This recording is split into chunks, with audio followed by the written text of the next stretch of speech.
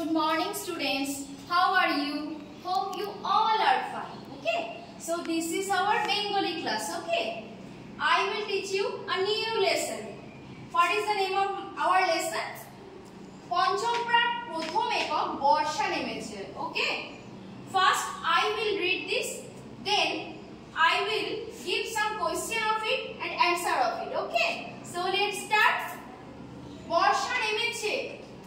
গরমি আর নেই থেকে থেকে মেঘের গর্জন আর বিদ্যুতের চমকানি চলছে শিলং পর্বতে ঝর্ণার জল বেড়ে উঠল কর্ণফুলী নদীতে বন্যা দেখা গিয়েছে সরষে ক্ষেত ডুবিয়ে দিল দুর্গানাথের আঙিনায় জল উঠেছে আর দরমার বেড়া ভেঙে গেল বেচারা গরুগুলো বড় দুর্গতি এক হাঁটু পাকে দাঁড়িয়ে আছে চাষীদের কাজকর্ম সব বন্ধ ঘরে ঘরে সর্দি কাশি কর্তাবাবু বর্ষাতে পড়ে চলেছে সঙ্গে তার আরদালি তুর্কি মিয়া গর্ত সব ভরে গিয়ে ব্যাঙের বাসা হলো পাড়ার নর্দমাগুলো জলে ছাপিয়ে গেছে So you all students, first you will read this, then you read this